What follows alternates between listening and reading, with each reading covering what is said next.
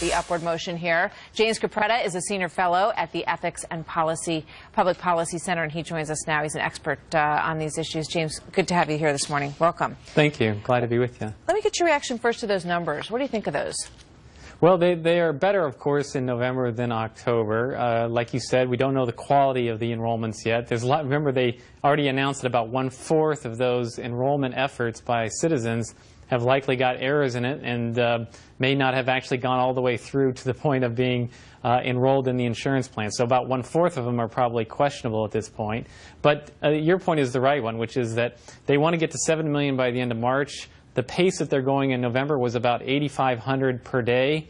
They probably need to be in the range of about 100,000 per day at this point right now to get all the people who got canceled plans into insurance options, plus to make progress toward their 7 million goal. So they're way behind where they need to be just to dig out of the hole of the insurance policies that have been canceled, plus adding new people to get to their insurance enrollment numbers. I mean, it's mind-boggling when you think about this website, and I think about, you know, Christmas sales, which are at historic levels for Amazon and eBay in terms of the numbers of people that they're putting through their systems effectively.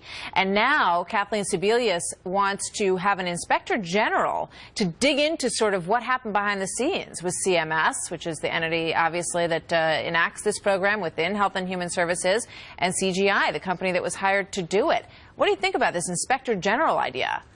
Well, there's certainly a need for a thorough investigation to what happened. Lots of taxpayer money was spent on the website. I mean, remember, it was $600 million paid for by the taxpayers. It was obviously not executed very well and still is not really functioning up to what the specifications were at the beginning.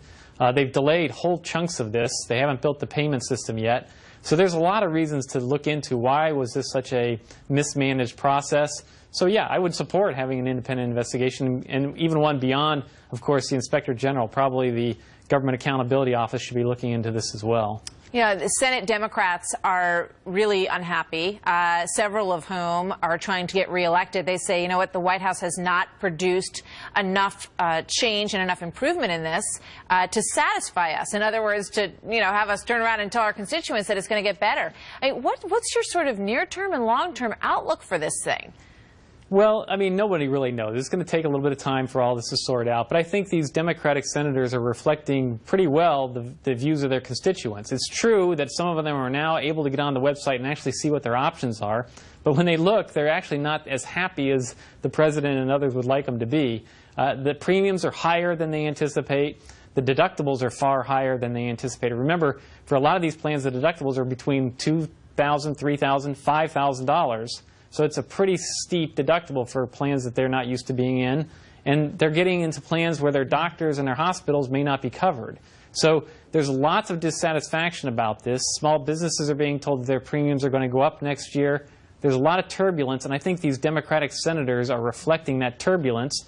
And they're going to come back to Washington saying, hey, we need to do a lot more than just fix the website. It's one of the most widespread, felt by so many individuals across this country issue that I think we've dealt with in a very, very long time. And the ripples just keep on coming. Thank you so much, James Capretta. Good to have you here today. Thank you. See you next time.